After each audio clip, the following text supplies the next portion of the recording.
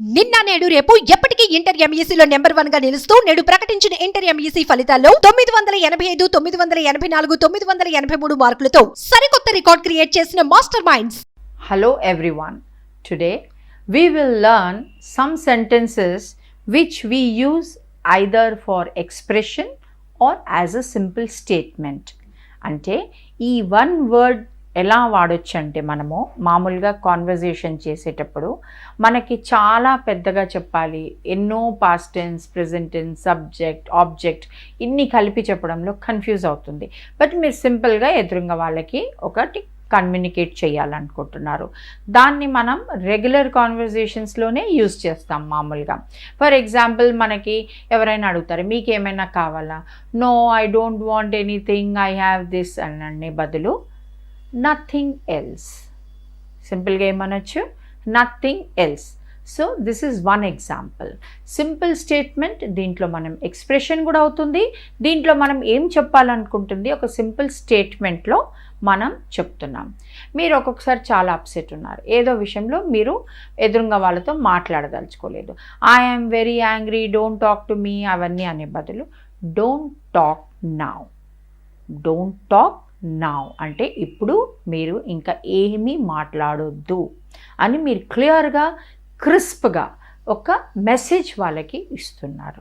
Okay, for example కొంతమంది పిచ్చి పిచ్చి వేషాలు వేస్తుంటారు, ఏదో అనబోయి you are a silly fellow, you are a stupid girl ఇట్లా అనే బదులు డోంట్ బీ సిలీ అంటాం. అంటే మీరు సిల్లీగా బిహేవ్ చేయకూడదు, మీరు చేసే వేషాలు చాలా పిచ్చి పిచ్చిగా ఉన్నాయి.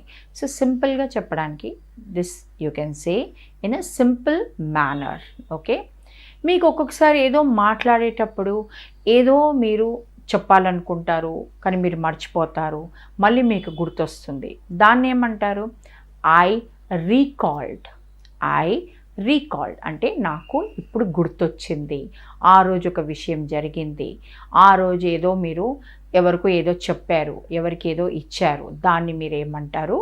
I recalled. Okay, and suppose you want to say somebody, ఎవరైనా ఏదైనా విధంగా యాక్ట్ చేస్తారు, అది చిన్నవాళ్ళుండి పెద్దవాళ్ళగా యాక్ట్ చేయడము, పెద్దవాళ్ళుండి చిన్నవాళ్ళలాగా యాక్ట్ చేయడం, ఏంటి మరి చిన్నపిల్లల్లాగా చేస్తున్నారు అని అంటాము.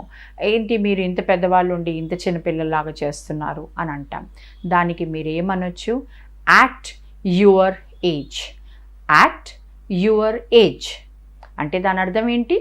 మీరు అది ఎవరన్నా ఉండొచ్చు, చిన్నవాళ్ళని మీరు పెద్దవాళ్ళు అంటారనుకుంటున్నారా, పెద్దవాళ్ళని చిన్నపిల్లల్లాగా చేస్తున్నారంటే simply you can says act your age. Okay, and suppose you want to say something, మీరు ఏదో కోపంలో ఉంటారు ఒక్కొక్కసారి, కానీ మీరు ఎదురుగా వాళ్ళతో చెప్తే మీకు నచ్చదు, ఎందుకంటే ఆ టైంలో ఒక్కొక్కసారి మనం కోపంలో ఉండి ఏదైనా అనేస్తాము.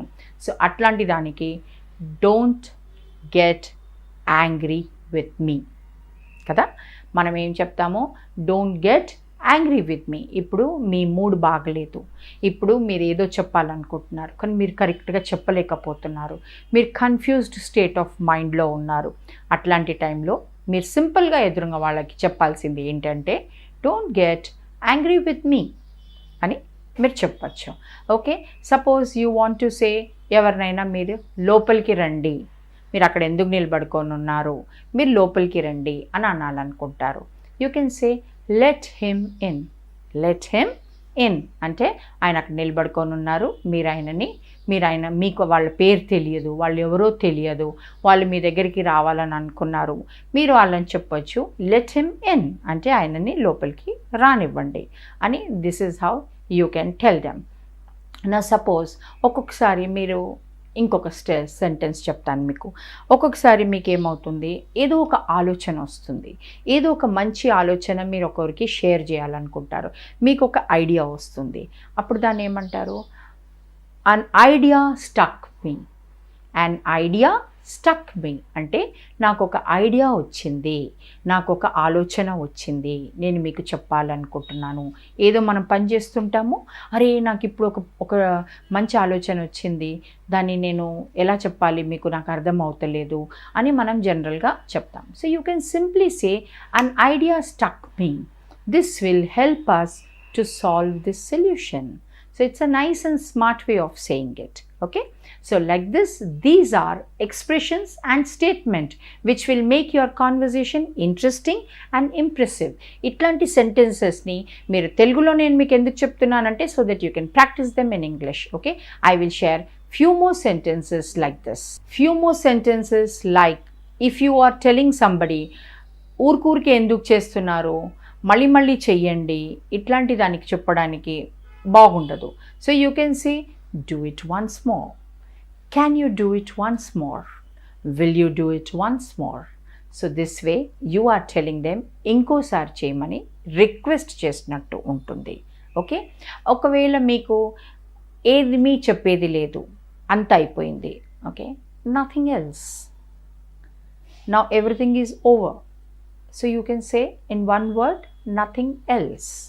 సో దీని వలన వాళ్ళకి ఏమర్థమవుతుంది, మీరు ఏం చెప్పాలనుకున్నా ఇంకా ముందు డిస్కషన్ చేసి ఏమీ లాభం లేదు, everything is completed, so there is nothing else to tell అన్నట్టు అర్థం.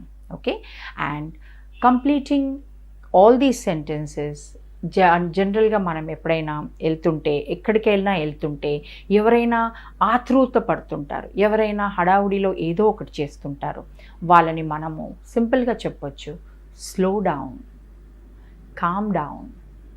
దాని అర్థం ఏంటి, మీరు ఎందుకు ఇంత తొందరపడి చేస్తున్నారు, please slow down, please calm down. ఇలా అన్నప్పుడు వాళ్ళకి మీరు స్పష్టంగా మెసేజ్ చెప్తున్నారు, ఏంటి, మీరు ఎంత తొందరపడకండి, ఎంత ఘబరాయించి మీరు ఏది చేయకూడదు, కామ్గా చేసుకోండి, నిదానంగా చేసుకోండి. So these are some sentences which you can use to improve in a simple manner to communicate in a effective manner. Never tell lies అంటే ఎప్పుడు కూడా అబద్ధాలు చెప్పకండి. ఆల్వేస్ కమ్ ఇన్ టైమ్ అంటే క్లియర్గా చెప్తున్నారు, కమ్ ఆన్ టైమ్, మీరు ఎప్పుడు లేట్ అవుతారు అనే బదులు ఆల్వేస్ కమ్ ఆన్ టైమ్ అంటే ఎప్పుడు కూడా మీరు టైంకి రావాలి అన్నట్టు అర్థం. So this small things will add a lot of impression and lot of expression in your communication. If you want to say something like, ఎవరైనా మీతో మంచిగా మాట్లాడతలేరు, మీరు వాళ్ళని మాట్లాడేది మీకు నచ్చతలేదు, so don't talk to me like this, I don't like if you talk to me like this అని అంటాం. అలా అనే బదులు don't talk nonsense, don't talk nonsense, you are telling in a very crisp manner. దీంతో వాళ్ళకి అర్థమవుతుంది వీళ్ళకి నచ్చడం లేదు అని చెప్పేసి. ఓకే, ఒక్కొక్కసారి మనం ఎలాంటి వాళ్ళని చూస్తుంటామంటే, వాళ్ళు ఏదో చేయబోతుంటారు, వాళ్ళకి ఇలా ఇటు బెండ్ అవ్వండి, లేకపోతే అటు మరలండి అని అనే బదులు మీరు కరెక్ట్గా ఏం చెప్పాలనుకుంటున్నారు, ముందుకు వంగండి అని అంటే bend forward, bend backward, bend side వేస్, బెండ్ అహెడ్. ఓకే, అంటే ఇంకా కొంచెం ముందుకెళ్ళండి. ఇవి డైరెక్షన్స్ ఇవ్వాలని అనుకున్నప్పుడు మీరు వాళ్ళకన్నా ముందెళ్ళండి. So you can say go ahead of them, go ahead of him, go ahead of her. అంటే ఆమె కన్నా ముందెళ్ళండి, వాళ్ళకన్నా ముందెళ్ళండి, ఆయన కన్నా ముందెళ్ళండి. So this will give a direction. These words you can use to give somebody directions. Okay, and when you want to say, is there anything you want to say, nowhere you want to go, nothing you want to say, you want to complete. I am not going anywhere, I am not doing anything else అంటే నేను ఇంకేం చేయడం లేదు, I am not going anywhere, nowhere అని. These are some conclude చేయడం. ఎవరికైనా ఏదైనా చెప్పాలనుకుంటే పెద్దగా సెంటెన్స్ చెప్పదలుచుకోలేనప్పుడు మీరు ఇలాంటి వర్డ్స్ని యూజ్ చేస్తే మీ చెప్పే మెసేజ్ కూడా ఎదురుగా వాళ్ళకి యూజ్ అవుతుంది, అర్థమవుతుంది. This is one way of making your communication simple and short, but information ఎదురుగా వాళ్ళకి వెళ్ళాలి.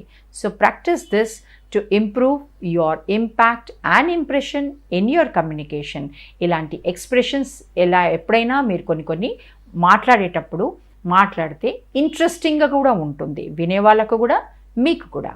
Happy learning.